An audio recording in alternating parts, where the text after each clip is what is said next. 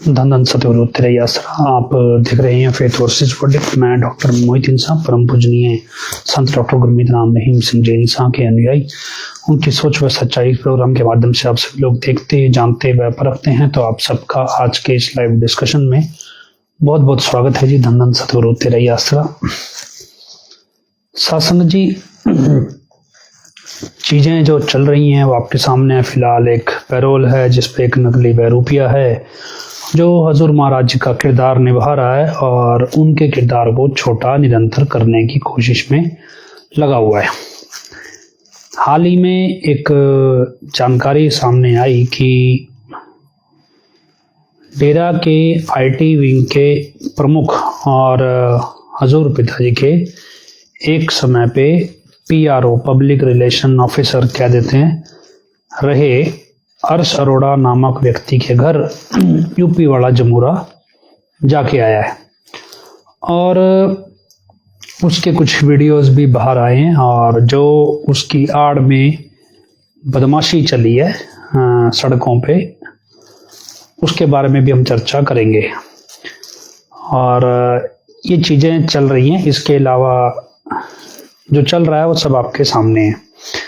घटनाएं होती हैं तो कुछ चीज़ें याद आ जाती हैं पुरानी, और फिर लगता है कि वो चीज़ें आपको पता होनी चाहिए, क्योंकि क्या है कि इस दौर में हर कोई अपना उल्लू सीधा कर रहा है, एक दूसरे को मूर्ख बना के ठग रहा है और कुछ नहीं कर रहा है। ऐसे में सच का पता होना बहुत ज़रूरी है। आपको कुछ जानकारी देता हूँ जो मेरी आंखों के सामने घटित हुई है, मैंने खुद देखी है अपनी, मैं खुद वहाँ हर जगह पे मौजूद था।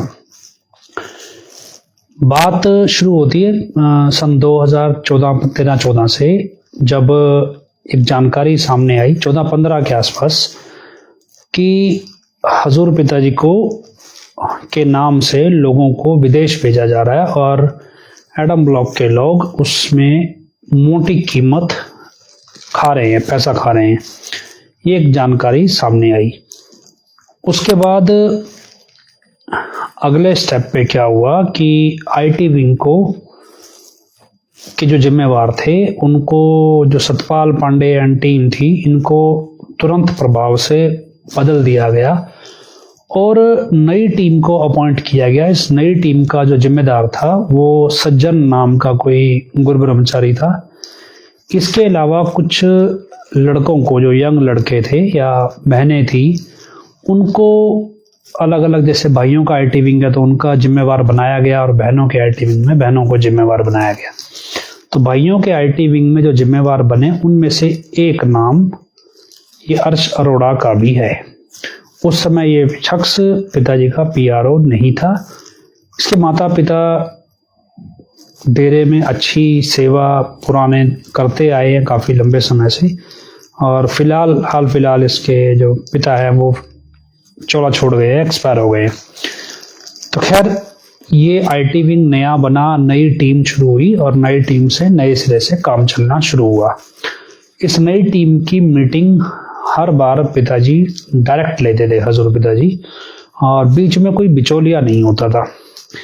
एक बार इस मीटिंग में चर्चा चली, हजूर पिताजी ने कहा भी हमें अपना एक सोशल मीडिया चाहिए, जैसे फेसबुक, ट्विटर, व्हाट्सएप हम चलाते हैं, ऐसे ही एक सोशल मीडिया बनाओ, मतलब अपना बनाओ और इसे लॉन्च करें हम, और इसमें व्हाट्सएप, ट्विटर, फेसबुक वगैरह सबके जो अच्छी अच्छी चीज़ें हैं वो एक साथ होनी चाहिए। तो इस तैयारी के साथ, मतलब ये आदेश हुआ और इसके साथ ये सिस्टम तैयार होना शुरू हुआ। इसमें आईटी विंग का जो भी डिपार्टमेंट था, और ये जो लोग थे, अर्श अरोड़ा और एक दो लोग और थे, ये सेवादार नहीं थे, ये डेरा में तनख्वाह पे काम करते थे, सैलरी पे काम करते थे, और बाकी जो थे वो सेवादार थे। अब धीरे धीरे आगे बढ़े और एक बार क्या हुआ कि मेरा जो भाई है वो भी आईटी विंग में स्टेट लेवल का मेंबर था दिल्ली की तरफ से। तो उसने बताया कि भी हजूर पिताजी इस तरह से चाहते हैं, और लेकिन जो पॉइंट्स हजूर पिताजी बता रहे हैं वो जो आईटी विंग बना रहा है वो अलग अलग है। अभी पिताजी वाले पॉइंट्स वो उसमें लिख नहीं रहा है, मतलब कंसीडर नहीं कर रहा है। ऐसे में फिर हमने तय किया कि हम इस एप्लीकेशन को हम भी बनाने की कोशिश करें, सोशल मीडिया को। तो हमने एक ब्लूप्रिंट तैयार किया इसका, इस एप्लीकेशन का, और ये ब्लूप्रिंट हमने हजूर पिताजी के सामने रखा। मतलब ब्लूप्रिंट का मतलब होता है खाका, मतलब जैसे कह लो नक्शा तैयार हो गया, अभी बिल्डिंग नहीं बनी है, इस तरह से। तो वो खाका हमने रखा। भी कुछ ऐसा होना चाहिए सोशल मीडिया अगर डेरा लॉन्च करे। तो हजूर पिताजी ने कहा भी ठीक है, हमें भी अच्छा लग रहा है, भी आप इसे तैयार करो। इसी दरमियान जो आईटी विंग सोशल मीडिया बना रहा था वो काफ़ी हद तक तैयार हो चुका था। ऐसे में एक शख्स था, नाम शायद कृष्ण गोपाल नाम से था, कोई दिल्ली का, दिल्ली में सरकारी नौकरी था, सरकारी कंपनी में नौकरी करता था। तो वो आईटी विंग के जो नेशनल मेंबर थे उसका मेंबर था। तो हमने उसको कहा भी हम ये जो प्रोजेक्ट है अपना हम भी बनाना चाहते हैं, लेकिन वो शख्स कहीं बीच में टांग अड़ा रहा था। तो हमने फिर उससे कहा भी ये जो तुम बना रहे हो आईटी विंग वाले, भी ये हमारे ख्याल से बनेगा नहीं, क्योंकि अगर बनना होता तो पिताजी फिर हमारे वाला ब्लूप्रिंट को बढ़िया नहीं बताते थे। इसका मतलब ये बनेगा नहीं। तो इन्होंने एक बार कच्चा पक्का बनाया, उसका मूर्त करवाना चाहा, तो वो वीडियो सबके सामने है। पिताजी ने मना कर दिया मूर्त करने से, भी ये अभी तैयार ही नहीं हुआ है और हमें जचा नहीं है। फिर ये दोबारा बनने लगा। तो इसे बनाने के लिए कुछ जो वेबसाइट के डेवलपर थे वो लगे हुए थे, और उनको भी मैं अच्छी तरह जानता हूँ। और कुछ ऐसे थे जो मोबाइल पे वेबसाइट नहीं चलती, एंड्रॉयड एप्लीकेशन चलती है जैसे, तो एंड्रॉयड वगैरह या एप्पल के ऊपर एक iOS चलता है, उसके हिसाब से वो उसी वेबसाइट को दूसरे फॉर्मेट में बना रहे थे। ये काम सेवा पे चल रहा था ऐसे एक तरह से। दूसरी तरफ क्योंकि ये वेबसाइट बनेगी तो इसका जो डाटा है वो उस मतलब आप मान लो कंप्यूटर पे ये वीडियो देख रहे हो, मान लो मोबाइल पे मेरा वीडियो देख रहे हो। अब ये वीडियो सीधा आपके पास नहीं आ रहा है तकनीकी तौर पे, ये वीडियो मेरे फ़ोन से रिकॉर्ड हो रहा है, फिर ये वीडियो फेसबुक के किसी बड़े कंप्यूटर में जाता है और उस बड़े कंप्यूटर से आपके पास आ रहा है, और अगले 30 दिन तक ये फेसबुक पे रहेगा। तो ये वीडियो मेरे फ़ोन में नहीं पड़ा हुआ, ये वीडियो फेसबुक के कंप्यूटर में पड़ा है। ठीक इसी तरह जो सोशल मीडिया बनाएगा उस पर कोई व्यक्ति फ़ोटो वीडियो डालेगा तो वो कहाँ रहेगी, तो उसका एक बड़ा कंप्यूटर होता है जिसे सर्वर कहते हैं, तो उस सर्वर पे रहती है। अब एक साथ कितने लोग फ़ोटो डाल सकते हैं, कितने वीडियो बन सकते हैं, ये सब चीज़ देखी जाती है भी कितने लोग फोटो डाल रहे हैं, कितने वीडियो, और क्या कंप्यूटर जो है वो इसका लोड झेल रहा है। तो ये जब कंप्यूटर सारा ये जो बनके सब तैयार हुआ तो इस पर करोड़ों रुपया खर्चा हुआ और इसमें हर चीज़ की टेस्टिंग की गई, सब कुछ किया गया। करोड़ों रुपया खर्च करने के बाद ये सब कुछ तैयार हुआ और 30 जुलाई 2017 के दिन हजूर पिताजी ने ये जो एप्लीकेशन है इसका मूर्त कर दिया। और जैसे ही इस एप्लीकेशन का मूर्त हुआ तो करीब 4-5 घंटे बाद 5000 लोगों ने करीब ये एप्लीकेशन डाउनलोड की, और उसके बाद जो कंप्यूटर है वो काम करना छोड़ गया। आमतौर पे हम फेसबुक पे, इंटरनेट पे बटन दबाते हैं तो वो 1 सेकंड या आधे सेकंड के अंदर नई चीज़ खुल जाती है, कई बार 2 सेकंड में खुलती है, कई बार 3 सेकंड में खुलती है। तो अलग अलग वेबसाइट्स हैं, उनके सर्वर कहाँ पड़े हैं, वो कितनी देर में उस कंप्यूटर से जवाब आता है, उसके हिसाब से इंटरनेट चलता है। ठीक इसी तरह जो डेरा आईटी विंग की तरफ से वेबसाइट ये एप्लीकेशन लॉन्च हुई, इसमें जब बटन दबाते थे तो ये एक बार बटन दबाने पे जो कंप्यूटर है ये 3 मिनट में जवाब देता था, जबकि इसको आधे सेकंड में जवाब देना चाहिए था। तो ये 3 मिनट बाद जवाब देता था। और इसलिए इसको कोई चला नहीं रहा था। भी एक बार बटन दबाओ 3 मिनट देखते रहो, गोल गोल चक्कर घूमता रहेगा, फिर कुछ नया खुलेगा, फिर बटन दबाओ, फिर 3 मिनट देखते रहो। तो परेशान हो गए लोग। और 31 जुलाई 2017 के दिन मीटिंग रखी गई आईटी विंग की, और उस मीटिंग में मैं भी मौजूद था। उस मीटिंग में चर्चा चली, करीब 50 एक बहनें थी, 50-60 भाई थे। चर्चा चली कि भाई ये एप्लीकेशन क्यों नहीं चल रही है। तो वहाँ पे एक शख्स था, शायद संदीप नाम था, मैं पर्सनली तो नहीं जानता। वो बेंगलोर का कोई इंजीनियर था, और उसकी जो वाइफ थी वो डेरा में शायद इंजीनियर थी, पहले कभी आप भी होगी, ऐसा कुछ था। वो बेंगलोर में इंजीनियर था और वो इस तरह के सर्वर चलाने का माहिर था।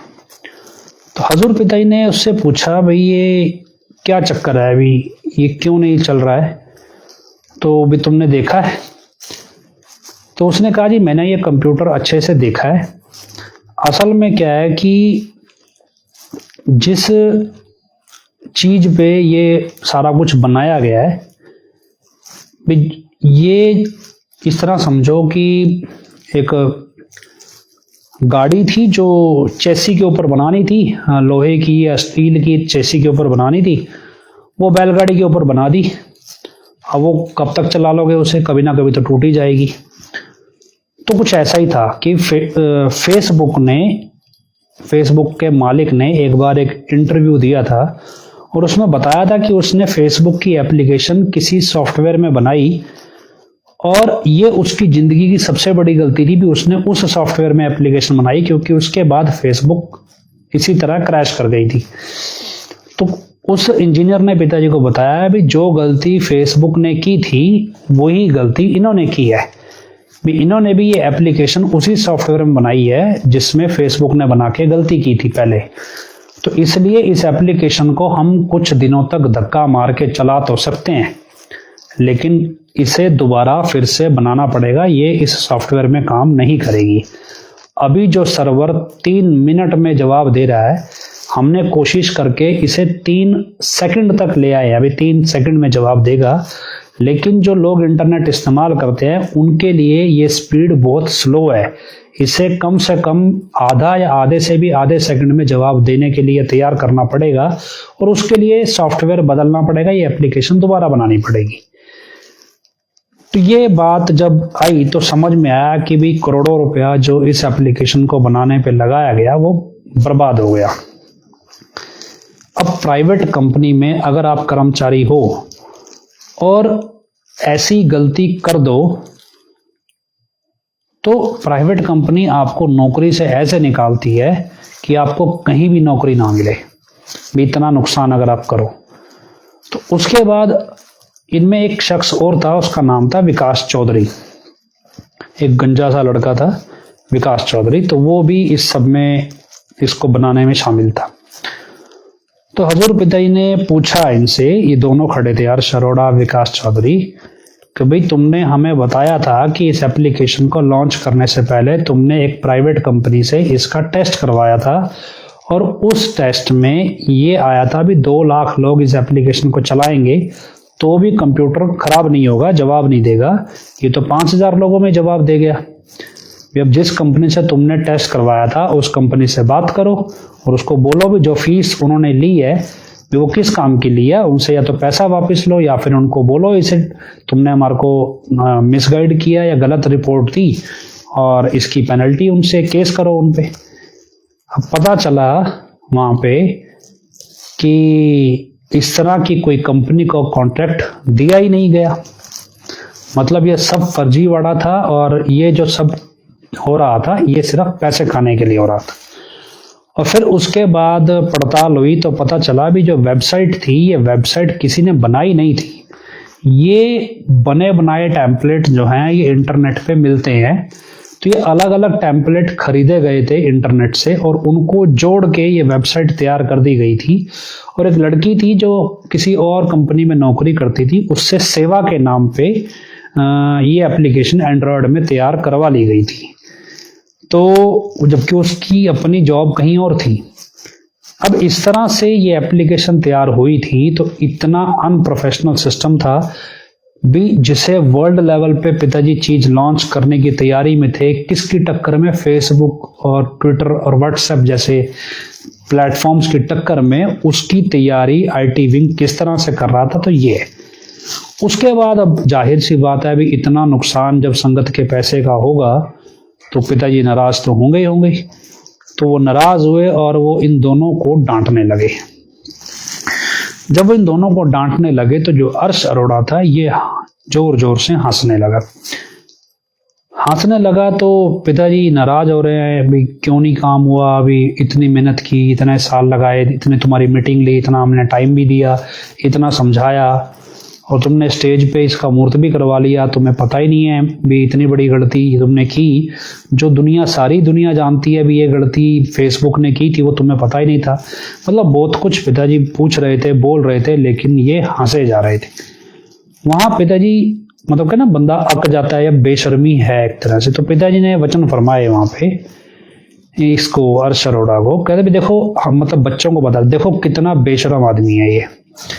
मतलब एक तो इन्होंने गलती की है और हम इनको इनकी गलती पे डांट रहे हैं, और ये इतने बेशर्म हैं कि ये माफी मांगने की बजाय हंस रहे हैं। अब ये बात पिताजी ने कही, उसके बाद भी इन्होंने माफी नहीं मांगी। मतलब ये खुले तौर पे पैसे का गबन चल रहा था, सरेआम हुआ था और सब कुछ था। ये तो कह लो भी एप्लीकेशन लॉन्च करके आगे का गबन बंद कर दिया। अब ये इस चीज के बाद भी इन्होंने रिस्पॉन्ड नहीं किया। फिर पिताजी ने वचन फरमाए, वहां पे जो आईटी विंग का प्रधान था वो था सज्जन। तो सज्जन की कोई ऐसे होठ हिलाने की कोई आदत थी कुछ अलग तरीके से, वो मुझे ध्यान नहीं कैसे थी। तो हजूर पिताजी फरमाने लगे कि भाई ये जो सज्जन है ये ऐसे सारा दिन होठ हिलाता रहता है, ये कुछ नहीं करता, मतलब इसलिए भी ये कुछ करता नहीं, इसलिए इन लड़कों को लेकर आए थे भी ये लड़के कुछ करेंगे, मेहनत करेंगे और कुछ रिजल्ट देंगे। लेकिन ये भी मतलब ये भी इसकी तरह ही हो गए। मतलब एक तरह से सज्जन तो था, वो निकम्मा था, और उसके निकम्मेपन की वजह से अर्श अरोड़ा, विकास चौधरी जैसों को रखा गया नौकरी पे, और लाखों रुपए की तनख्वाह पे थे। ऐसा नहीं था भी ये कोई 10-20 हज़ार की तनख्वाह पे थे। तो मेरी जानकारी में 80,000 से ऊपर तनख्वाह थी दोनों की, 80,000 थी या इससे ऊपर ही थी। तो भी इनको रखा था, लेकिन ये भी इसके जैसे ही हो गए, मतलब ये भी निकम्मे ही हो गए। आप सोचिए भी एक संस्था का मुखिया और एक मतलब एक तरह से प्रोफेशनल तौर पे बॉस भी है, वो सरेआम ये बोल रहा है ये मेरे 2 कर्मचारी हैं, बिल्कुल निकम्मे हैं, बेशर्म हैं, इन्होंने करोड़ों का नुकसान कर दिया, ये अपनी गलती भी नहीं मान रहे और बेशर्मी में हंस हो रहे हैं। मतलब क्या तो इनसे आप उम्मीद करोगे भी किस तरह के कर्मचारी हैं। अब जब ये चीज खुले तौर पे आई तो ये सबके सामने हुई, किसी एक आदमी के सामने नहीं, अभी चोरी छुपे हुआ काम। और ये अगर उस समय कोई मीटिंग में आईटी विंग की मौजूद हो तो शायद वो जानता भी होगा इस चीज को। अब इसके पैरेलल जो अर्श अरोड़ा था, ये टेक्निकली कह लो या इसकी जॉब का प्रोफाइल ये भी था भी, ये हजूर पिताजी का पीआरओ था। पीआरओ का मतलब होता है जैसे पब्लिक रिलेशन ऑफिसर, भी पिताजी से जो व्यक्ति मिलने आते हैं साध संगत से अलग। तो साध संगत से पिताजी का मिलना है, ये एक आध्यात्मिक पहलू है। इसके अलावा मान लो कोई सरकारी अफसर आ रहा है, कोई फिल्म का कोई डायरेक्टर आ रहा है, या कोई फिल्म में काम करने वाला है, मतलब कोई काम के संबंधित लोग आते हैं, रूहानियत के संबंधित जो लोग नहीं आते उनसे उनके बारे में बात कर। तो ये जो लोग आते थे अपने काम से संबंधित, कोई सरकारी अफसर, कोई जो भी आते थे, इन सबको हजूर पिताजी से मिलवाना, टाइम देना, इनकी अपॉइंटमेंट फिक्स करना, इनसे तालमेल बना के रखना, ये जॉब प्रोफाइल था अर्श अरोड़ा का। और ये जॉब प्रोफाइल मतलब उसको दिया गया। और उसके बाद 25 अगस्त की घटना घटी, उसमें अर्श अरोड़ा का भी साजिशकर्ताओं में नाम आया, भी ये भी साजिशकर्ताओं में शामिल है। फिर इसके माँ बाप जगह जगह हाथ पैर जोड़ते रहे कि इसको विदेश भगा दिया कि भाई मेरे बच्चे की जमानत करा दो और काफ़ी समय बाद इसकी एंटीसिपेटरी अग्रिम जमानत मंजूर हुई शायद हाई कोर्ट से, और उसके बाद ये जांच में शामिल हुआ और अभी ये मुकदमा शायद झेल भी रहा है। तो ये एक प्रोफाइल है। अब कल जो है, कल की बात है शायद परसों की बात है, परसों की हो गई, परसों अब जो ये यूपी वाला जमूरा है ये जाकर आया अर्श अरोड़ा के घर पे, क्योंकि इसके पिता गुजर गए थे, और करीब 2 घंटे वहाँ पे लगाए इसने। इस 2 घंटे के दरमियान ये करीब डेरा से मुश्किल से 200 मीटर की दूरी पे जो शाह मस्ताना जी धाम है उससे करीब 200 मीटर की दूरी पे उसका मकान है शहर की तरफ। तो ये गया और रास्ते में इस 200 मीटर के बीच में दुनिया जहान के गुंडे खड़े किए हुए थे। ये गुंडे कर क्या रहे थे? कोई भी व्यक्ति मोबाइल से फोटो खींचता या वीडियो बनाता, ये उसको पीटते थे, उनके मोबाइल छीन के तोड़ देते थे। ये नहीं देखते थे सामने किस उम्र की महिला है, किस उम्र का बुजुर्ग है, किस उम्र का बच्चा है, उसको माँ बहन की गालियां देते थे, उनको पीटते थे, धक्के मारते थे, और कि कोई वीडियो ना बना ले। ये बदमाशी सरेआम चल रही थी। इत्तेफाक से मुझे कुछ सामान लेने जाना था तो मुझे पता चला भी ये सब कुछ सड़क पे चल रहा है। तो लेकिन अब क्या है, भी उसी बेशर्मी में उन्होंने वीडियो आउट भी किए। एक तरफ ये सारी नौटंकी चल रही है और फिर यूपी वाला जमूरा जो है वो वहाँ जाता है, उसके घर की छत से लोगों को हाय हेलो भी करता है ऐसे ऊपर से, और फिर वो 2 घंटे बाद वापस आ जाता है। सामाजिक दृष्टिकोण से देखो भी, चलो एक किसी व्यक्ति के घर कोई अफसोस करने गया, तो वैसे तो हजूर पिताजी इस तरह से अफसोस करने के नाम पे कभी किसी के घरों में नहीं जाते थे, खुशी के मौके पे जाते थे। अफसोस में, दुख में व्यक्ति डेरे खुद आ जाता था तो पिताजी मिलकर सांत्वना दे देते थे। जब ये सिस्टम नकली है तो ऑब्वियसली ड्रामा चल रहा है। इसके कई कारण थे। एक जानकारी ये थी भी, कोई व्यक्ति था जो गुप्त रूप से मीटिंग करना चाहता था और उसने इनकार कर दिया था कि वो डेरा में मीटिंग नहीं करेगा, और इसलिए उस मीटिंग को बाहर अरेंज करवाना पड़ा। और इस यूपी वाले जमूरे का अर्श अरोड़ा के घर जाना इसके पैरोल के नियमों के विरुद्ध था। बावजूद इसके ये वहां गया, मतलब मीटिंग इतनी इंपॉर्टेंट थी कि उसके लिए पैरोल दाव पे लगाई जा सकती थी, कि वहां पे गया। पहला। दूसरा कारण ये था भी, जितनी भी ये आज के नौटंकी प्रोग्राम सुबह शाम चलते हैं, इसमें कोई आ नहीं रहा है। इवन हमारी सोसाइटी जो है वो डेरे के बिल्कुल सामने है, या डेरे की और भी सोसाइटीज हैं, उसमें से भी 80% लोग इसके किसी प्रोग्राम में नहीं जा रहे हैं। और ये बार बार मैसेज लगाते हैं, बार बार बोलते हैं, लेकिन कोई इंटरेस्ट ही नहीं दिखा रहा है। तो कारण ये था भी, लोगों को लगने लगा भी डेरे में लोगों की रुचि खत्म हो गई है, तो ऐसे में अपनी थोड़ी दबंगई या अपना वर्चस्व दिखाने के लिए सड़क पे गाड़ी पे जाना और इस तरह से लोगों को खड़े करना, ताकि दिखे हाँ जी मैं भी कुछ हूँ और मेरे आने पे यहाँ पे कोई हलचल हो रही है। तो ये नौटंकी दूसरा ऑब्जेक्टिव था। तीसरा क्या है भी, अब इसको कोई ये कहीं जा नहीं सकता क्योंकि ये नकली वाला है। तो ये जाएगा कहाँ भी, जहाँ पे जो व्यक्ति इस नकली वाले को लेकर आने में शामिल होगा उसी के घर पे जा सकता है, और किसी के घर पे जा नहीं सकता। तो इसलिए इसकी जो कोशिश रही वो इसी ऐसे व्यक्ति के घर पे जाने की जो इस सारे प्रपंच में शामिल है। चौथा ये कि हमने आपको बताया था भी, डेरे को कोई बलि का बकरा चाहिए, और बलि का बकरा इस सेंस में चाहिए भी किसके सिर पे ठीकरा फोड़ा जाए भी, उसको उसकी जानकारी में सारी प्लानिंग चल रही थी।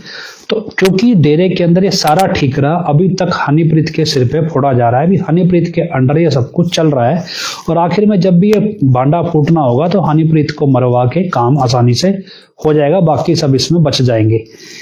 अब हमें लगता है भी ये जो मतलब ढांचा है, इसमें बलि का बकरा अर्श अरोड़ा भी बनने लगा है। क्योंकि 25 अगस्त की घटना में आप देखेंगे तो दिलावर जो था, जो आजकल इंटरनेशनल स्कूल का या शायद बॉयज कॉलेज का प्रिंसिपल है, दिलावर जो माइक पे बोलता था, दिलावर जो था, इसका डेरे की जो बाहरी राजनीति थी इसमें कोई रोल नहीं था। अंदरूनी तौर पे क्या था वो एक अलग मसला है, लेकिन बाहरी तौर पे इसका राजनीति में या मुकदमों में डेरा के कोई रोल नहीं था। लेकिन बिल्कुल ऐन मौके पे इसको बड़ा प्रवक्ता बना के प्रस्तुत कर दिया गया और उसके बाद इसको दंगे की साजिश में मास्टरमाइंड समझ लिया गया। और फिर जो इसके साथ हशर इसका हुआ वो सब जानते ही हैं, भैया इसको खुद को तो पता ही है पुलिस फिर कैसे पेश आती है दंगाइयों को या दंगे की साजिश रचने वालों के साथ। कुछ वैसे ही इसके साथ पेश आई। तो कुछ उसी तर्ज पे जैसे दिलावर फंसा, ऐसे कई लोग और भी फंसे जिनका कोई रोल नहीं था इस पंचकुला दंगे के अंदर, पर वो बस ताज़ा ताज़ा छतर मिल रहा था सिर पे लगाने को, क्या कहते हैं वो ताज मिल रहा था, तो वो लगा लिया और फिर फंस गए। तो कुछ इसी तरह ये एक ऑब्जेक्टिव इधर भी देखा जा रहा है कि भाई क्या ये अर्श अरोड़ा को किसी और प्लानिंग में फंसाने की तैयारी है भी खुद को बचाने के लिए। क्योंकि खुले तौर पे अर्श अरोड़ा के घर पे जाना और वहाँ इस तरह से, क्योंकि वो अफसोस करने नहीं गया, वो अपना दिखाने गया अपना वर्चस्व, और एक तरह से इलाके में जो गुंडे रखे हुए हैं इन्होंने, धर्मेंद्र एंड पार्टी के जितने भी ये गिरोह है इनका, जो अपने आप को कुछ ज़्यादा ही कौन सी बिरादरी के थे, गुजर बिरादरी के गिरोह बताते हैं, तो इन्होंने अपनी बदमाशी सड़क पे दिखाई। उसका वीडियो सरेआम देखा, वो गाड़ी के चारों तरफ घूम रहे हैं और फिर रास्ते में बहुत लोगों के इन्होंने मोबाइल भी तोड़े, उनको धमकाया, माँ बहन की गालियाँ दी। और जब ये यूपी वाला चला गया तो बाजार में क्या सेंस निकला, बोले ये कोई संत नहीं है, ये तो कोई बदमाश गुंडा आया है जो सरेआम सड़क पे बदमाशी गुंडागरी दिखा रहा है। मतलब ये सेंस बाजार के लोगों से निकल के आया। संतों का जाना कितना खुशी देता है लोगों को। यहाँ पे यूपी वाले जमूरे का शहर की तरफ निकलना, ये माहौल बना के निकाला भी ये तो कुछ संत नहीं है, ये तो कोई गुंडा बदमाश है। तो ये एक सेंस भी बना, क्योंकि हम लोकल रह रहे हैं तो हम ये चीज़ देखते हैं, समझते हैं। लोग इनके मुंह पे नहीं बोलते, हमें तो बताते ही हैं जो उनके मन में चल रहा है। तो ये सब चीज़ें हो रही हैं। तो अभी अब आपको जानकारी इसलिए दे रहे हैं भी कल को आपके सामने ये अर्श अरोड़ा को कोई बड़ा भक्त बना के पेश कर दें। और अभी क्या है कि यहाँ तक कहानी ख़त्म नहीं हुई। जब 2022 में गुड़गांव में पहली बार पैरोल हुई थी, आपको ध्यान हो, पहली बार, उस पैरोल के ऊपर इसी अर्श अरोड़ा की शादी राकेश धवन, जो स्कूल का प्रिंसिपल है बॉय स्कूल का, उसके भाई की बेटी से या शायद उसकी बेटी से, दोनों में से किसी एक की बेटी से इसकी शादी करवाई गई थी। और उसके बाद इसका नाम बदल दिया गया था। अब नाम क्या रखा था मालूम नहीं। और तब भी हमने आपको कहा था फरवरी 2022 में, अगर वीडियोज इस पे पड़े हुए फेसबुक पे, तब भी हमने आपको बोला था भी ये जो पैरोल की कहानी है, ये फरलो की कहानी है, फर्जी है। गुड़गांव के नाम चर्चा घर में कोई हजूर पिताई नहीं आया, क्योंकि हमने खुद जाके इस चीज़ की पुष्टि की थी। तो ये वहाँ नौटंकी चली इस तरह से भी। इसकी शादी को वैसे इसको, ये इतना चरित्रवान था भी, इसको कोई अपने घर की लड़की देता नहीं था, लेकिन जब दो चरित्रवान परिवार मिल जाए तो फिर लड़की मिल ही जाती है। तो इसके जैसा ही चरित्रवान परिवार इसको मिल गया और इसकी शादी हुई। और जो भी है सिस्टम, उसके बाद इसके ही फैमिली ने बहुत जगहों पे ये झूठ फैलाया कि भी इसकी मदर ने भी फैलाया भी इसका जो बेटा है वो सुनारिया से जो चिट्ठियाँ आती थी, जब फर्जीवाड़ा चिट्ठियों के नाम पे लूट मचती थी, तो चिट्ठियाँ आती थी तो ये पुष्टि करते थे भी चिट्ठियाँ पिताजी ही भेजते हैं। और ये पुष्टि अर्श अरोड़ा की फैमिली जोर शोर से करती थी कि भी ये हम पुख्ता जानकारी है। और उसके बाद बहुत से लोगों को ये भी बोलते थे भी तुम्हारे को पिताजी ने याद किया है, मतलब अपने जाल में फांसने के लिए, ये कि हाँ तुम्हारे को याद किया है, तुम्हारे को याद किया है। ये वो दिन भूल गए जब लोगों के सामने पैर पकड़ते थे, इनके लड़के को जेल होनी थी।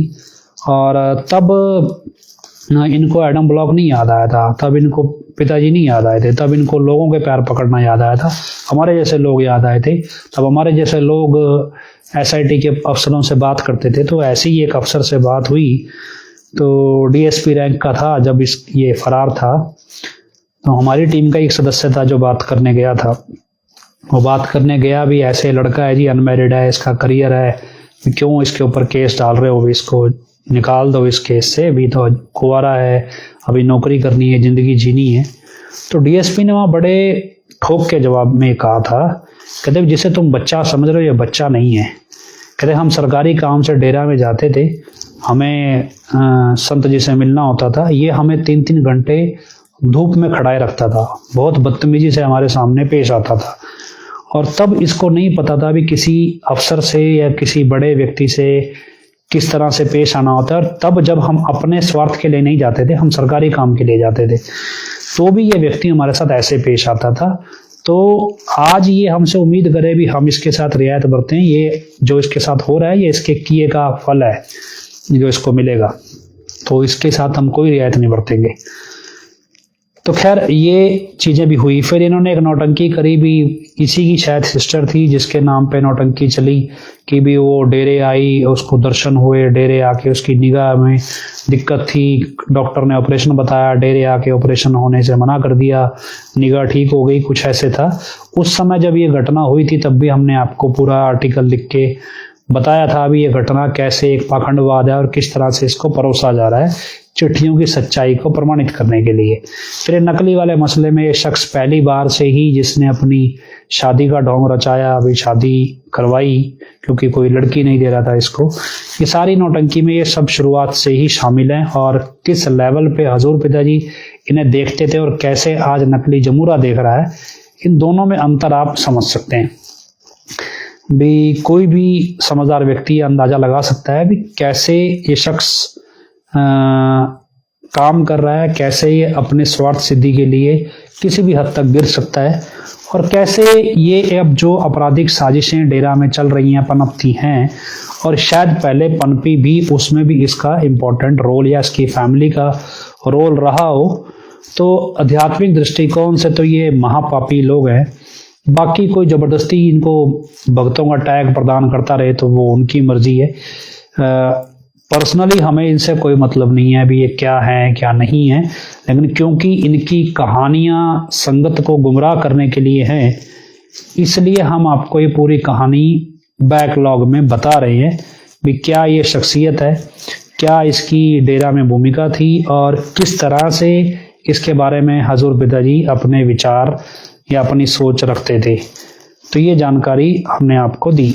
अब इससे अलग जो फिलहाल मौके पे चल रहा है, क्योंकि हमने आपको बोला था कि हमें संदेह है, डाउट है कि जो ये रूबरू नाइट वगैरह चलाई या सब चलाई, इसमें जो यूपी वाले का रोल प्ले कर रहा है वो एक कोई ऑर्केस्ट्रा चलाने वाला शख्स है जिसको ऑर्केस्ट्रा पे गाने का अनुभव है और उसी तरह की हरकतें ये कर रहा है। तो एक सिंगर को लेके हमें डाउट था, तो उसका हमने आपको बताया।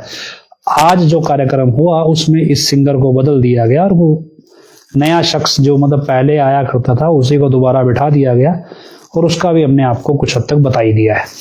तो खैर ये सारा धंधा चल रहा है, कोई एक आदमी नहीं है, क्योंकि कई बार व्यक्ति कहता है भी आपने बोला था ये वाला आदमी हो सकता है, लेकिन इस आदमी को तो हमने देखा है मजलिस के दौरान वहाँ पे, तो ये तो हो ही नहीं सकता। तो ये कोई एक आदमी नहीं है, कम से कम 6-7 तो हम आइडेंटिफाई कर चुके हैं। और क्योंकि एक भी शख्स इसमें से सफाई नहीं दे रहा है कि भाई मैं नहीं हूँ, या फिर कोई अपना पक्ष रख नहीं रहा है, तो ऐसे में डाउट जो है वो और बढ़ जाता है। और क्योंकि ये कोई छोटा आरोप नहीं होता कि किसी के ऊपर गुरु का स्वांग रचने का आरोप लगा दिया जाए और वो इसको छोटा आरोप समझ ले भी मेरी वजह से मेरे गुरु पे उंगली उठ रही है तो मुझे अपना जवाब देना चाहिए, लेकिन वो नहीं देता है। खैर सबका अपना अपना पर्सनल मसला है, अपनी सोच है। अब हाल फिलहाल के हमने पिछली बार आपको बताया भी कैसे जो ये डमरू नाइट चला रखी है, इसमें केमिकल वाला प्रसाद दिया जा रहा है, तंत्र मंत्र वाले लौंग दिए जा रहे हैं, और किस तरह से वहाँ पे फिल्मी गाने चलाए जा रहे हैं और गाने के नाम पे, म्यूजिक के नाम पे हैवी बीट्स बजा के हल्का नशीले पदार्थ खिला के लोगों को सिर्फ नचाया जा रहा है, जिसमें लोगों को लगता है कि वो बड़ी खुशियां प्राप्त कर रहे हैं, और जैसे ही वो घर लौटते हैं उनका बुरा हाल होना शुरू हो जाता है। तो ये प्रक्रिया मतलब चल रही है। अब इन्होंने एक नया अपडेट किया है क्योंकि इनको ये डाउट हो गया कि भाई फेथ वर्सेस वर्डिक्ट वाले किसी टीम मेंबर को पास दे दिया गया और वो इस प्रोग्राम में शामिल हो गया, तो और उसने सारा कुछ बता भी दिया और फोटो खींच के खाने की भेज भी दी।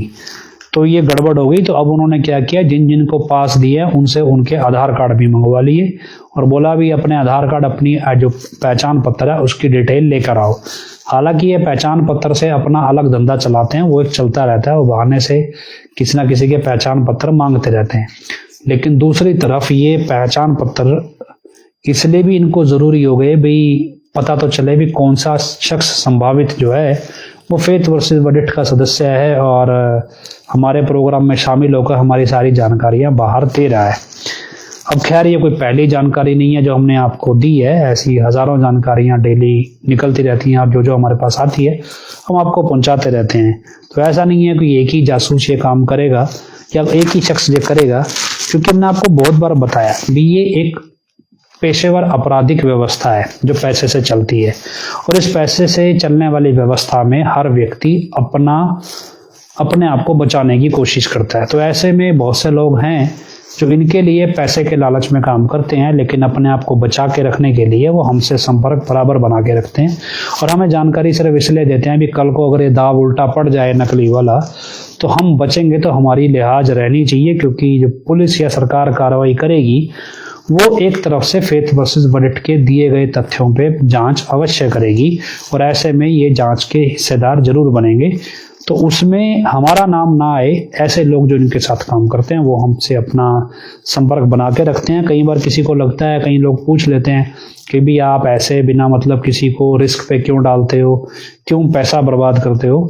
तो हम देखो, हम कोई ऐसा इस तरह के कामों में इनको देने के लिए कोई पैसा बर्बाद नहीं करते। इनके लोगों को हमारी ज़रूरत है, इसलिए वो अपने स्वार्थ में हमसे संपर्क साधते हैं। हम कोई इनको अलग से पैसे देके वहाँ पे जासूस नहीं लगाते।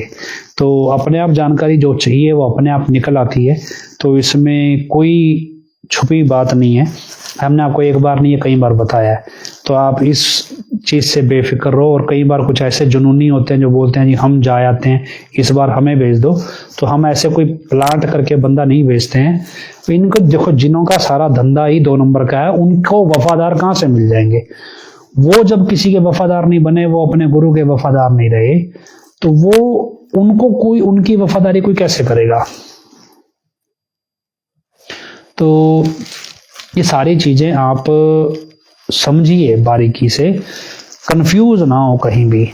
हम कोई ऐसा नहीं है कि एडम ब्लॉक से लड़ाई लड़ रहे हैं, हमारी लड़ाई किसी से है ही नहीं, हमारी लड़ाई अपने आप से है। देखो क्या है कि हमें अपने गुरु को हासिल करना है, उसका प्रेम हासिल करना है और भी सच के समर्थन में खड़े रहना है। कि जो भी घटनाक्रम चल रहा है, ऐसा नहीं है भी हजूर पिताजी से तोड़ने में सक्षम नहीं है या उनको हमारी मदद की आवश्यकता है, ऐसा कुछ नहीं है। अगर देखा जाए तो महाभारत में युधिष्ठिर जो था वो धर्मराज का अवतार था, धर्मराज का ही रूप था जो इंसान बन के पैदा हुआ। धर्मराज की जगह पे कोई और आ गया होगा, नया धर्मराज। तो उस धर्मराज के चलते मतलब उसको केंद्र में रख के श्री कृष्ण जी ने धर्म की स्थापना की, लेकिन इसके बदले में युधिष्ठिर को मोक्ष प्रदान नहीं किया। ऐसा नहीं भी युधिष्ठिर ने तपस्या करके मोक्ष हासिल कर लिया हो, उसके जरिए धर्म की व्यवस्था कायम की। मतलब संत सतगुरु अवतार जो भी धरती पे हुए वो एक ऐसी व्यवस्था, एक ऐसी नियति एस्टैब्लिश करते हैं जिसमें दुनिया सच की व्यवस्था को जानती है। जब हिटलर जैसे लोग लाखों यहूदी मारते थे तब भी ईश्वर ने यहूदियों को जीवित रखा। जब मीर मन्नू जैसे लोग हजारों लाखों सिखों को मारते थे तब भी ईश्वर ने सिखों को मरने नहीं दिया। जब मुगल शासक सरेआम सिखों को, हिंदुओं को मुसलमान बनाते थे तब ईश्वर ने हिंदुओं को मरने नहीं दिया। और जब अंग्रेज आए, उन्होंने अत्याचार किए, या फिर जो आज की सरकार मुसलमानों पे नाम पे अत्याचार करती है, तो ईश्वर इंडिया में मुसलमानों को मरने नहीं दे रहा है। मतलब उनकी सोच को, उनकी धार्मिक ज्ञान को जीवित रखता है। तो धर्म को जीवित रखना ये ईश्वर और ईश्वर के अवतार अपने आप भली भांति जानते हैं। इंसान की भूमिका सच और झूठ में से एक पक्ष चुनने की होती है। सच की तरफ खड़ा है वो सही, आगे जाके सही गति पाएगा अपनी। जो झूठ के रास्ते पे चल रहा है वो फिर काल के जाल में फंसा रहेगा। तो हम तो सिर्फ उस दायरे में हैं। हमारे को लगता है भी हमें ये करना चाहिए, हमें सच पता है तो सच दुनिया को बताना चाहिए, हम बताएंगे। अब जिस नन्हे खां फन्ने खां तीस मार खां को लगता है भी उसकी गुंडागर्दी या उसकी बिरादरी की गुंडागर्दी से वो सारे सच को रोक सकता है और एक नौटंकी इस गधे सुअर जैसे आदमी को गुरु बना के परोस सकता है, तो अपना जोर लगा के देख ले। तो खैर ये सब कुछ चलता रहेगा। फिर भी कोई सवाल आपके हों तो देख लेते हैं। कोई जानकारी आपको पूछनी हो या बतानी हो या समझ ना आई हो या शिकायत हो तो आप लिखिए कमेंट्स पे, हम देख लेते हैं कोई चीज़ ऐसी हो। उसके बाद हम ख़त्म करते हैं। आज मोबाइल वीरपाल कौर हमारे साथ फोन लाइन पे नहीं है, तो अगली बार उनको ले लेंगे। फिर भी कोई जानकारी और रह जाती है तो बता देंगे आपको। और इसके अलावा एक और चीज़ अब आपको बता दें, पंजाब में अब आगे इलेक्शंस आएंगे और इलेक्शंस में जो राजनीति है वो अभी से गरमानी शुरू हो गई है और आपको 2 नमूने या 3 नमूने हर जगह छलांगे मारते नजर आएंगे। एक राम सिंह चेयरमैन, दूसरा जगजीत सिंह बालियांवाली बठिंडा वाला जो प्रधान बना फिरता है एडम ब्लॉक का, और तीसरा जो है वो ये जोरा सिंह तो शायद इतना नहीं आता। राम सिंह चेयरमैन है, एक जगजीत सिंह बालियांवाली है, एक दो और है जो राजनीतिक विंग वाले हैं सारे, ये समझ लो जो भी हैं, रामकरण भवानीगढ़ और एक मानसा का भी था, नाम भूल गया। तो ये सब मिलेंगे। अब ये आपको चने के झाड़ पे चढ़ाएंगे, बड़े बड़े मंत्रियों नेताओं से मिलवाएंगे, आपको बड़े सबज बाग दिखाएंगे, परमानेंट ये वाले वो वाले सारे आपको फायदे कराएंगे। और ठीक है, इनको उसके बदले में हमें एक नाम नहीं आपको बताते, एक एमएलए था, उस एमएलए के पीए ने हमें जानकारी दी, बोला जी आपके राजनीतिक विंग का एक सदस्य का नाम लेके उसने बताया कि जी हर विधानसभा के इलेक्शन में जिस एमएलए की तरफ से मैं प्रचार करता हूं, जिस एमएलए का मैं पीए हूं, उससे आपके राजनीतिक विंग का ये शख्स हर विधानसभा इलेक्शन में 6 करोड़ रुपया लेता है संगत के वोट दिलवाने का। अब सोचो, एक एमएलए से राजनीतिक विंग का एक आदमी, एक पार्टी के एमएलए से 6 करोड़ रुपया संगत के वोट दिलवाने का ले लेता है एक विधानसभा इलेक्शन में। इसमें लोकसभा, पंचायत, नगर निगम, ये सब अभी अलग इलेक्शंस हैं। तो सोच लो भी राजनीतिक विंग इस काम में कितना पैसा बनाता है और कितनी पार्टी, कितने प्रत्याशियों से। पिछली बार आम आदमी पार्टी के एक प्रत्याशी ने हमारी भरी सभा में यह बात बोली थी कि भाई, नाम भी मैं आपको बताता हूँ, चेतन सिंह जोड़ा माजरा ऐसा कुछ नाम था, समाना साइड का वो था। उसने खुले तौर पे यह बात हमारी सभा में बोली थी भी आपके पॉलिटिकल विंग ने इलेक्शन से 2 दिन पहले मुझसे लाखों रुपए की मांग की थी कि आप हमें इतने लाख रुपए दे जाओ तो आपको वोट दिलवा देंगे, और मेरे पास वो लाखों रुपए देने को नहीं थे, मैंने उनको पैसा नहीं दिया, लेकिन फिर भी मैं इलेक्शन में जीता।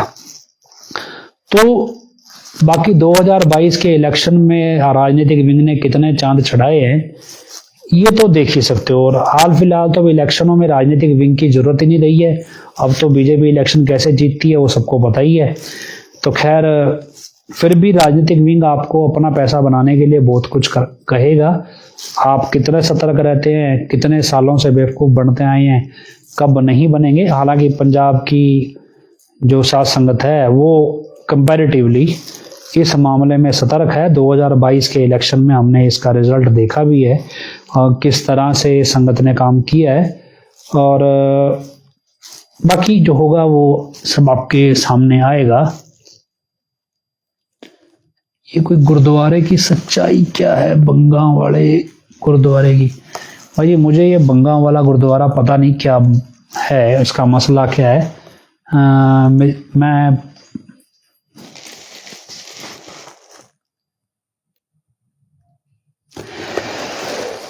ये भाई कोई संसार सिंह हैं, इंसान ये पूछना चाह रहे हैं कि भी जब नकली का हम दावा करते हैं तो असली पिताजी का है, और अब तक किसी ने नहीं, उनका खुलासा आज तक किसी ने नहीं किया। देखो भाई जी क्या है, हजूर पिताजी पुलिस की कस्टडी में है और कानूनी तौर पे, कागजी तौर पे हमने ये जानकारी सन 2019 में हाई कोर्ट में दी, अक्टूबर 2019 में, कि हजूर पिताजी के साथ जेल में ज्यादती हो रही है, और इसके सबूत भी दिए। लेकिन उसका विरोध डेरा की मैनेजमेंट ने किया, जबकि आरोप सरकार के ऊपर था। मतलब डेरा की मैनेजमेंट सरकार को बचाना चाहती थी, तब जब सरकार के अफसरों के खिलाफ हमारे पास पुख्ता सबूत थे। मैं आपको खुले तौर पे ओपन कैमरे पे ये बात बोल रहा हूं भी जो जज इस केस की सुनवाई कर रहा था उसका नाम अमोल रतन सिंह था। उसने सरेआम इस केस में भ्रष्टाचार किया, सरेआम इस केस में कानून की धज्जियां उड़ाई और अपना झूठा बयान उस केस में दर्ज करवा के उस केस को खारिज किया। ये मैं आपको खुले तौर पे ओपन कह रहा हूं। और इसकी वो सजा, अभी जिंदा है तो भुगत रहा होगा, या फिर मर गया होगा तो जब तक जिंदा रहा उसने भुगती, क्योंकि इस केस के बाद उसको एक ऐसी बीमारी लग गई जिसमें वो सो नहीं सकता था। मतलब वो 24 घंटे जागता रहता था, तो उसको बहुत सारी नशीली दवाइयां देके सुलाया जाता था, और हाई कोर्ट में उसको केस नहीं दिए जाते थे भी ये जज पागल हो गया है, इसको केस देने की जरूरत नहीं है। तो कुछ इस तरह से उसकी हालत हुई है। अगर जीवित होगा तो इस बीमारी से जूझ रहा होगा, और मैं ये कहीं छुप के नहीं कह रहा हूँ। यहाँ से सिलसिला शुरू हुआ। सन 2019 में दिसंबर के अंदर हमें यह जानकारी मिल गई थी भी हजूर पिताजी को सुनारिया जेल से निकाल के कहीं और शिफ्ट कर दिया गया। ये जानकारी भी हमने बताई थी जब हमने लाइव शुरू कर दिया था, उसके बाद एक स्टेज पे जाके हमने बताई थी। उसके बाद 2020 में दिल्ली में दंगा हुआ, और इस दंगे में डेरे ने क्या भूमिका निभाई ये जानकारी भी हम आपको अपनी सीरीज में दे चुके हैं। इसके बाद हम आपको टाइम पे बताते रहे कि भी हजूर पिताजी सुनारिया जेल में नहीं है, जो ड्रामा हो रहा है, जो चिट्ठियां आ रही हैं, ये सब फर्जी हैं। और इसके बाद रंजीत मर्डर केस में जब इस चिट्ठी को लेके सवाल पैदा हुआ तो हमने सीधे तौर पे जो सुनवाई करने वाले जज को धमकी दी कि भाई तुम इस सारे भ्रष्टाचार में मिले हुए हो और ये सबूत है तुम्हारे खिलाफ, तुम इससे मुकर नहीं सकते। तो उसके बाद जज ने वो धमकी सुन भी ली, लेकिन कोई कार्रवाई नहीं की। तो वहीं से समझ में आ गया भी इसका मतलब दाल में काला है, और इसमें सीबीआई कोर्ट के जज बाकायदा शामिल हैं और हाई कोर्ट के जज भी शामिल हैं। उसके बाद ये सारा मसला हमने सुप्रीम कोर्ट तक भी पहुंचाया। इससे मतलब बराबर इसके सुप्रीम कोर्ट तक भी ये मसला पहुंचाया। सुप्रीम कोर्ट में क्योंकि हमारे पास एक बेहतर वकील नहीं था, या कह सकते हैं प्रस्तुत करना, जो चीज़ हम प्रस्तुत करना चाहते थे वो हमने प्रस्तुत की, पर कोर्ट ने क्यों नहीं समझी, या कोर्ट को लगा कि भी इतना बड़ा फैसला इतनी आसानी से हम दे नहीं सकते, तो उन्होंने कुछ चीज़ों पे ऐतराज जताया। और उसके बाद हमने वो सबूत भी जमा किए और दोबारा सुप्रीम कोर्ट को बताया। हाई कोर्ट में हमने नकली असली मसले को लेके शिकायत लगाई, जहां पे हाई कोर्ट के जजों ने सरेआम, जो जज था उसने लाखों रुपए का जुर्माना लगाने की धमकी भी दी। जब धमकी दी तब हमने सीधे तौर पे कहा जुर्माना बेशक कितना मर्जी लगाओ, लेकिन ये साबित करो भी ये शख्स असली है, ये साबित करो। लेकिन हाई कोर्ट ये साबित कर नहीं पाई, तो इसलिए उन्होंने जुर्माना भी नहीं लगाया। फिर सुप्रीम कोर्ट में जब हम गए तो सुप्रीम कोर्ट में खुले तौर पे इस मामले में भ्रष्टाचार मैंने अपनी आंखों से देखा है, और कैसे ये जज खरीदे जाते हैं, कैसे ये फैसले बदले जाते हैं, और किस तरह से इनकी दलाली करने वाले लोग कोर्ट में ही रहते हैं, वो उस पूरी प्रक्रिया से मैं गुजरा हूं। मैंने हर स्टेप पे देखा है भी किस तरह के लोग हैं, कैसे बात जज तक पहुंचती है, कैसे पैसा वहां तक पहुंचता है। ये सब प्रक्रिया से मैं गुजर चुका हूं और इसके तमाम सबूत मेरे पास आज भी उपलब्ध हैं। तो ऐसा नहीं कि मैं ये बात हवा में बोलता हूं, तो मैंने खुद ये चीज़ देखी है। बड़े बड़े अधिकारियों के साथ, जो सेंट्रल गवर्नमेंट के या स्टेट गवर्नमेंट के, बैठ के मैंने सारी व्यवस्था देखी है। बाकायदा कोर्ट में कैसे रिश्वत लेने से पहले जज का रवैया और रिश्वत लेने के बाद का रवैया कैसे बदलता है, ये भी मैंने हाई कोर्ट में भी देखा है, सुप्रीम कोर्ट में भी देखा है। तो ये ऐसा नहीं है कि हम कोई अनजाने में बोल पड़े। फिर हमने खुले तौर पे ये कह दिया भी सरकार का कोई भी आधिकारिक व्यक्ति, एडम ब्लॉक का कोई भी आधिकारिक व्यक्ति जो ऑफिशियली ऑन पेपर हो, वो सरकार का या फिर अदालत कोई भी संबंधित अदालत जिस केस जिसमें हजूर पिताजी पेश होते हैं, वो इस बात की पुष्टि कर दे कि भी ये शख्स जो पैरोल पे दिखाया जा रहा है ये असली है, या फिर जो कोर्ट में व्यक्ति पेश हो रहा है वीडियो कॉन्फ्रेंस से वो व्यक्ति असली है। किसी ने भी इस बात की पुष्टि नहीं की सिवाय डेरा के वकील हरीश छाबड़ा ने, जिसका आधिकारिक तौर पे कोई नाम नहीं आता, या फिर ये जितेंद्र खुराना, जो सॉरी हरीश छाबड़ा नहीं, जितेंद्र खुराना जोनी ने, जिसका आधिकारिक तौर पे मतलब कोई उसका स्टैंड नहीं है, उसका कोई ऑफिशियली हम कह नहीं सकते भी इस व्यक्ति के दावे की कोई मायने नहीं है, उसने ये दावा किया। उसने वो ये कहता है भी पैरोली, हालांकि ये वो भी नहीं कहता कि भी असली, सीधे तौर पे भी असली है। क्यों कोई इस दावे को स्वीकार नहीं करता, कोई ये चीज क्लियर नहीं करता भी असली है? क्योंकि सबको पता है ये नकली है, सबका धंधा इससे चल रहा है। कब तक चलेगा? क्योंकि इतना बड़ा क्राइम इस दुनिया में किसी भी देश की सरकार ने आज तक किया नहीं है। और उसके बाद जब हमें पंचकुला दंगे की सारी साजिश समझ में आती है, तब हमें पता चलता है भी इस देश की सुरक्षा एजेंसियां खुद इस सारे प्रपंच में शामिल हैं, और हम उन तक भी अपनी पहुंच बना चुके, उनके साथ भी हमने डील किया, ऐसा नहीं किया। और ये भी कुछ छोटी मोटी एजेंसी के साथ नहीं, बिल्कुल टॉप वाली के साथ किया। और एक एजेंसी के साथ नहीं किया, कईयों के साथ किया। एक अफसर के साथ नहीं किया, कईयों के साथ किया। अच्छे भी हैं, बुरे भी हैं, ईमानदार भी हैं, भ्रष्ट भी हैं। लेकिन क्या है कि जितने भी ईमानदार होते हैं उनको ऐसे मसलों से दूर रखा जाता है। वो फिर जब उनको, क्योंकि सरकारी अधिकारी का अपना दायरा होता है, उस दायरे से बाहर जाके वो काम कर नहीं सकता, तो आम आदमी का दायरा खुला होता है, वो किसी भी जगह घुस सकता है। इसलिए हम जहां भी चीजें जाते हैं, जहां भी घुसते हैं, वहां आम आदमी की हैसियत से घुसते हैं। हालांकि हमें सरकार सरकारी अधिकारी बनाने का ऑफर तक भी देती है कि तुम्हें सरकारी अधिकारी बना देंगे। हमें ये चीजें नहीं चाहिए, हमें सिर्फ हमारे गुरु से मतलब है। अब क्योंकि एक जानकारी निकालने जाते हैं तो 10 और मिल जाती हैं, क्योंकि 10-15 निकालेंगे उसमें से एक काम की निकलती है, वो 10-15 हमारे किसी काम की नहीं होती, हालांकि वो भी बहुत खतरनाक होती हैं। पर हमें क्योंकि किसी चीज में इंटरेस्ट नहीं है, इस देश की जनता को, इस देश की सरकार को किसी अपने खुद के फायदे में इंटरेस्ट नहीं है, हम जबरदस्ती उन पर उनका इंटरेस्ट क्यों थोप दें। तो हम सिर्फ हजूर पिताई तक संबंधित है, उतने तक ही अपने दायरे को रखते हैं। इससे बाहर ना फालतू देखते हैं, ना सोचते हैं, ना काम करते हैं। तो हमारा मसला सिर्फ यहीं तक है, क्योंकि संत है तो ये जहान है, संत की सच्चाई, संत का अस्तित्व नहीं है तो ये जहान एक पल नहीं टिक सकता। ये हमें ज्ञान है और हमें हजूर पिताई ने ज्ञान करवाया, तो इसलिए हमें और किसी से मतलब ही क्या है। अब रही बात, अब आप कहो भी साबित करो, तकनीकी तौर पे भी हमने बहुत सारे एविडेंस इस फेसबुक पे भी डाले हुए हैं। गले पे मास्क लगा हुआ साफ दिखाई देता है, इस आदमी की हरकतें, इसका किरदार, इसका कैरेक्टर सब गड़बड़ है। और उसके बाद जिस तरह से मतलब इतना, क्योंकि मैं मतलब मिनिस्टरों से भी मिला हूँ, बड़े बड़े अधिकारियों से भी मिला हूँ, हर शख्स से मिला हूँ, जजों से भी मिला हूँ। हाई कोर्ट के जजों का भी हमारे यहाँ आना जाना रहता था। मेरे खुद के रिश्तेदार हाई कोर्ट के प्रिंसिपल सेक्रेटरी तक रहे हैं, और मेरे खुद के घर में बड़े वकील हैं, तो रिश्तेदारी में भी वकील हैं, अच्छे पोस्ट पे सरकारी अधिकारी हैं, इवन IAS लेवल के अधिकारी भी हैं। तो ऐसा नहीं है कि हमें कोई पहुंच नहीं है, हमें पकड़ नहीं है, हमें पता नहीं है।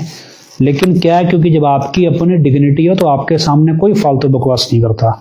जब आपकी खुद की डिग्निटी नहीं होती तब आपको लोग सुनाते हैं। तो आप जितना डिग्निफाइड हो, आपको पता है हमारे सामने हमें कोई नहीं बोलता हजूर पिताई के खिलाफ। कितने बड़े से बड़े अधिकारी की, कितने बड़े से बड़े नेता की इतनी हिम्मत नहीं है कि हमारे सामने बैठ के हमें बोले और फिर हम उसको जवाब ना दें। तो जब हमारे सामने कोई हजूर पिताई के खिलाफ बोल नहीं सकता, तो फिर अंदाजा लगाओ कि हम ऐसे कैसे खुले में किसी को बोलने दे देंगे, जब अगर हमारी कोई वहां पे जिम्मेदारी हो।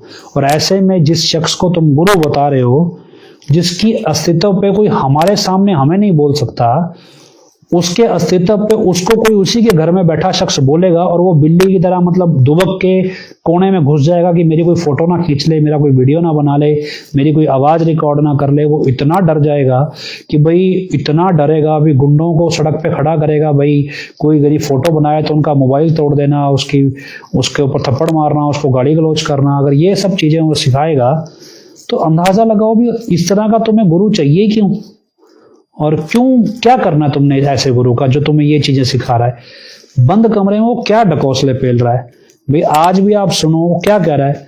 कभी कोई कहे तीनों बाड़ियों के दर्शन हो जाते हैं तो वो बकवास है। क्यों बकवास है भाई? कुछ लोगों को होते हैं दर्शन, अगर किसी को हुए हैं वो बता रहा है तो झूठ कैसे, क्यों कहोगे वो झूठ है?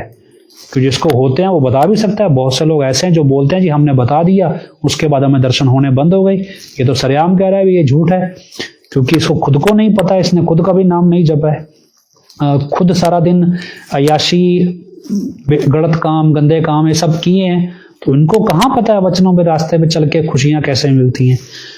किसको बनाना है भाई बिना मतलब के, ठीक है जी फालतू के बंदे को उसको गुरु बना के कूद रहे हो। तब जब हम आपको बता भी रहे हैं भी ये शख्स कौन है, इस मास्क के पीछे बैठा शख्स कौन है। रही बात अब आपको हजूर पिताजी असली कहाँ है, देखो ये सारा प्रपंच इसी दिशा में काम कर रहा है भी इस नकली वाले को मारा कैसे जाए, क्योंकि इस नकली वाले को मारोगे जान से तभी आप असली वाले को हमेशा से समाज के लिए से बाहर कर सकते हो। लेकिन क्या वो इसे मारने का बेस बनाते हैं, लेकिन वो प्लानिंग इनकी सक्सेसफुल हो नहीं रही, क्योंकि उस प्लानिंग में बहुत सारे लोगों को और भी मारा जाएगा।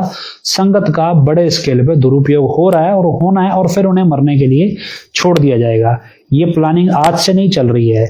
2017 जब 25 अगस्त हुआ उसके बाद से डेरा में जो आरएसएस से संबंधित लोग हैं वो मुझे खुले तौर पे ये बात बोलते थे कि अभी एक हादसा और होगा और वो पंचकुला के हादसे से बड़ा होगा, उसके बाद डेरा नॉर्मल होगा। मतलब उनके हिसाब से जो पंचकुला में उनकी प्लानिंग थी वो पूरी हो नहीं पाई और उनको इस प्लानिंग को पूरा करना है, और उसके लिए सारा प्रपंच तैयार किया गया है। और हर बार ये चीजें तैयार होती हैं। आपको मैंने बताया भी कैसे अकाल तख्त पे जो प्लानिंग बैठी, उसके पैरेलल जो भी सब कुछ चलता रहा, भी इधर से आर्मी की मूवमेंट है या जम्मू का स्टेट बनाने का मसला, पंजाब यूनिवर्सिटी का मसला, ये सब पैरेलल जो भी प्लानिंग चलती हैं, मुद्दे उठते हैं और धरने प्रदर्शन ये सब कुछ होते हैं, सब एक कैलकुलेटेड प्लानिंग होती है। और इस सारे प्लानिंग में कैसे कौन से काम को अंजाम देना है ये सब प्लान होता है। जो इस चीज को समझते हैं, जो इस चीज पर निगाह रखते हैं, वो इसे कोरिलेट कर भी पाते हैं। अब अमृतपाल जो एक आया था नकली भिंडरा वाला बन के, उसका भी ये सारा प्रोसेस प्रोटोकॉल कुछ इसी तरह का ही था। लेकिन क्योंकि अब ये प्लानिंग जब सिरे नहीं चढ़ती तो फिर चीजें गड़बड़ होने लगती हैं। फिर हर बार ये असल में दावा तो इसी इरादे पे करता है भी मैं तो परमानेंट आ गया, ये कर दूंगा वो कर दूंगा। 2023 से लगा है भी मैं बस अब परमानेंट आ गया, अब आ गया, अब आ गया। इस बार तो लोगों ने यही कहना शुरू कर दिया कि भाई इसका कोई वचन पूरा तो होता नहीं है, ये गुरु हो ही नहीं सकता। संत वचन कर दे रहे, वो पूरा ना हो, वो तो अनजाने में भी वचन कर दें, मतलब मजाक मजाक में वो भी पूरा हो जाता है। ये तो जागते सोचते समझते एक ही वचन को 10 बार कर चुका और वो फिर भी पूरा नहीं हो रहा। हर बार ड्रामा कर देता है मैं तो अगली बार परमानेंट आ ही जाऊंगा। 2023 के मिड में जब ये आया तब इसने तब से कहना शुरू कर दिया था भी 2024 में मैं परमानेंट आ जाऊंगा। पूरा 2024 निकल गया, आया, फिर 2025 में परमानेंट का ढकोसला पेलता रहा, अब ये फिर वही पेल रहा है। तो क्या है, बंदा बेवकूफ हो, एक बार बने, 2 बार बने, बनता ही चला जाए बार बार। कब तक बने, कितनी बार बने और कभी तो अकल आए। लेकिन क्या है कि अब फ्री में वचन तोड़ने को भी मिल रहा है और बैठे बैठाए भक्ति के तगमे भी मिल रहे हैं। अब असल में तो वो है नहीं, लेकिन मिल रहे हैं तो खुशी तो इसी चीज की, चलो फ्री में मिल रहे हैं ले लो, क्या फर्क पड़ता है भी गुरु को तो कुछ पता ही नहीं है। लेकिन अब क्या है भी गुरु ने तो जरिया हर तरीके से कोई ना कोई बना के रखा। लेकिन क्या है भी अब अकल वाले मतलब जो बेवकूफ हैं वो अपनी अकल का इस्तेमाल ही ना करें, तो फिर इसमें गुरु क्या करे। और गुरु ने तो 50 बार कहा था, इतिहास उठा के देख लो, श्री कृष्ण जी के बहरूपीय हुए, संत कबीर जी के हुए बहरूपीय भी, किसके नहीं हुए, मतलब हुए। उन्होंने क्या सिखाया, गौतम ऋषि के हुए, क्या सिखाया भी, आपने संतों भक्तों की सीरत नहीं पकड़ी, उनकी सिर्फ शक्ल सूरत पकड़ी, और शक्ल सूरत में आप उनकी हस्ती के साथ अपनी हस्ती बनाने निकल गए। तो फिर ये जो चक्कर है ना आध्यात्मिक दुनिया का, ये चक्कर ऐसा ही है। जब आप प्रेम का दावा करोगे तो इस प्रेम में परीक्षा के दौर से गुजरना ही पड़ेगा। ऐसा नहीं है भी आपको सब कुछ पका पकाया मिल जाएगा। जो भी शख्स रूहानियत के रास्ते पे चलता है उसका सबसे पहला काम होता है कि भी वो सेवा पे इतना अपने आप को कमिटेड करे भी एक दिन उसका गुरु खुश हो गए उसे हुक्म की सेवा बख्शे। जब हुक्म की सेवा वो बख्शता है तो उसे होता है भी अब मेरे को ये सेवा मिल गई हुक्म की, जैसे सतब्रह्मचारियों को या जैसे जो पिताजी जिनको डायरेक्ट हुक्म करके सेवा देते थे। तो ये सेवा जब मिल गई तो इस सेवा को मरते दम तक और निभाना है। और वो हमेशा ये सोचता है भी आज मेरे को हुक्म की सेवा इस पल मिली है, अगले पल मेरी मौत आ जाए, मेरी ओर निभ जाएगी। तो इसलिए कहते ना भी जिस मरने को जग डरे मेरे मन आनंद, मरने इते पाइए पूर्ण परमानंद। जिसने अपनी भक्ति से अपने को गुरु को खुश करके हुक्म की सेवा हासिल कर ली, वो हर पल ये सोचता है भी अब मेरे को मौत आए, अब आए, जैसे ही मौत आएगी मेरी ओर निभ जाएगी और मैं सीधा सचखंड जाऊंगा। लेकिन क्या है भी वो हुक्म की सेवा पाके भी वचनों की धज्जियां उड़ाने लगे। हुक्म की सेवा पाके उन्होंने ना सिर्फ खुद गुमराह हुए, उन्होंने हजारों लाखों की संगत गुमराह करी। चाहे वो पिताजी के पाठी बन के बैठे, चाहे वो डेरे में ग्रंथ लिखने वाले हुए, चाहे वो डेरे में भजन गाने वाले हुए, चाहे लोगों को रूहानियत का उपदेश देने वाले हुए, इन सब ने यही काम किया। तो इन्होंने ना सिर्फ अपनी वो सारी भक्ति गवाई, जन्मों जन्मों की भक्ति से जो गुरु मिला था वो भी गवाई, सब कुछ गवाया। तो अब इतना सब कुछ गवा के भी अकल ना आए तो फिर अब और क्या करें भी, कितनी बार वार्निंग दे गुरु। तो ऐसे में जब हजूर पिता ने वचन कर दिए भी ऐसे शख्स सचखंड तो क्या नरक में जाएंगे, ये भी नहीं है भी उनको चलो भक्ति करा के ले जाएंगे, वो नरकों में जाएंगे, बेशक नाम उन्होंने लिया ही क्यों ना हो। तो सोचो भी इतना सब कुछ वचन क्यों किए गए, इसीलिए किए गए भी उनको पता था भी ये नौबत एक दिन आएगी आएगी। तो खैर ये चीजें अगर आप रूहानियत के लेवल पे खुद को पढ़ेंगे, दूसरे को नहीं पढ़ना है, खुद को पढ़ो। खुद को पढ़ोगे तो आपको समझ आएगा। अगर आपकी चाल भेड़ चाल है भी हाँ जी ये चार लोग जहाँ जा रहे हैं ये आपके हिसाब से समझ आ रहा है, मैंने इन्हीं के पीछे जाना है, तो फिर आपको भगवान ने दिमाग इस भेड़ का दे देना चाहिए था, इंसान का क्यों दिया। इंसान का दिया तो अपना दिमाग चलाओ भी। जो शख्स आपसे सिर्फ पैसा ही मांग रहा है, आपको झूठे दिलासे दे रहा है, झूठे वचन सुना रहा है, जो आपको गलत किरदार सिखा रहा है, जो एक तरफ बोलता है मैं 15 मिनट में नशा छुड़ा दूंगा, दूसरी तरफ बोलता है भी मेरे पास नाम लेने के लिए नशा छोड़ने की जरूरत नहीं है, मतलब दोनों तरफ उल्टी बात बोल रहा है, वो कैसे आपका गुरु हो सकता है जिसका कोई अपना दीन ईमान जमीर है ही नहीं, जिसकी अपनी कोई सेल्फ रिस्पेक्ट नहीं है। क्योंकि ये उन्हीं लोगों को असली लगता है जिनकी खुद की रिस्पेक्ट नहीं है। जिसने समाज में इज्जत कमाई हो ना, उसे पता होता है इज्जत कमानी कितनी मुश्किल है और उस इज्जत को बरकरार रखना कितना मुश्किल है। और वही इज्जतदार व्यक्ति को परख पाता है भी हाँ इसने भी इज्जत मेहनत करके कमाई होगी। जिसने लूट के कसूट के ठगी चोरी बेईमानी गुंडागर्दी बदमाशी से कमाई होती है वो इज्जत नहीं होती, वो डर होता है लोगों के अंदर, और उस डर से वो लोग उसका थोड़ा बहुत सम्मान करते हैं। या फिर उसके चापलूसी होती है भी, उनको पता है भी 1 लाख रुपया लूट के लाएगा तो 10,000 हमारे को भी देगा, तो वो चापलूसी या डर है, उसे इज्जत सम्मान नहीं कहते। अगर आपको नहीं यकीन है आप जाओ समाज में, आप अगर जाके समाज में बोलो कि भाई मैं डेरे का भंगीदास हूं या 45 मेंबर हूं, आपको लोग गाली देके आपके घर से बाहर ना निकाल दें आपको तो कहना क्यों, क्योंकि ये इज्जत आपकी नहीं है।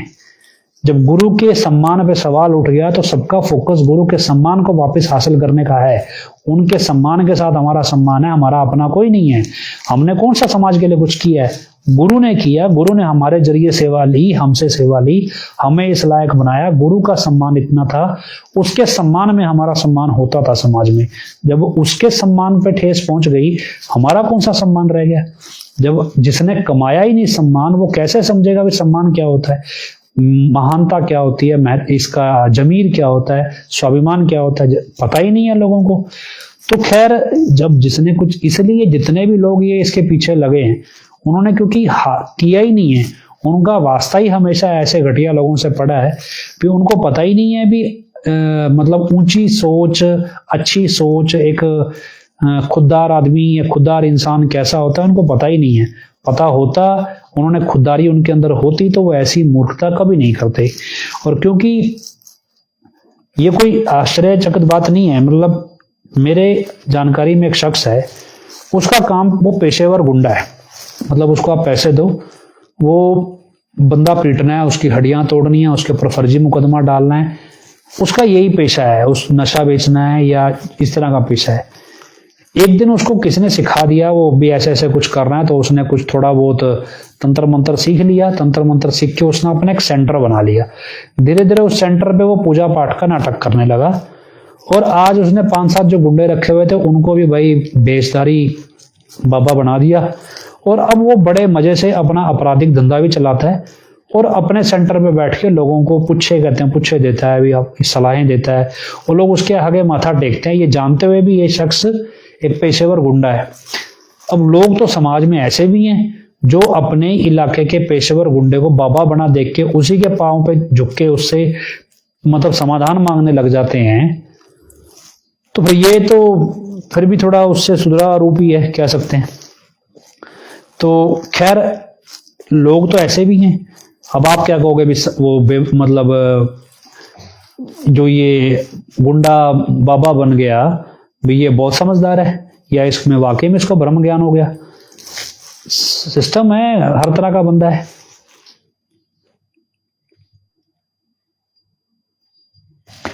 तो खैर ये सारी चीजें हैं। कोई सवाल और अलग से तो नहीं दिखा रहे नया? हाँ, तो बाकी हम उम्मीद करते हैं, प्रार्थना करते हैं भी सच्चाई जल्दी सामने आए। इस उम्मीद के साथ हजूर पिता के चरणों में नारा लगाते हैं, धन धन सतगुरु तेरा ही आसरा। हम प्रार्थना करते हैं तमाम बहन भाइयों के लिए जो अपने गुरु से अपना प्रेम और निभा गए और इंसानियत की राह पे शहीद हो गए। मालिक उनको अपनी गोद में ऊंचा स्थान प्रदान करे। इस प्रार्थना के साथ हजूर पिता के चरणों में नारा लगाते हैं, धन धन सतगुरु तेरा ही आसरा। आखिरी में अरदास बोलते हैं, धन धन सतगुरु तेरा ही आसरा। हे मालिक, तुझे लाज है, अब बहुत हो गया, तो दया में रहमत कर। तेरे प्यार मोहब्बत की राह में हमें कोई दुख तकलीफ ना आए, तो ऐसी रहमत बख्श व सबको सुमति दे। किस तरह से देनी है यह तो सब जानता है, जिसको जैसे देनी है वैसे दे, वो तेरी मर्जी। धन धन सतगुरु तेरा ही आसरा।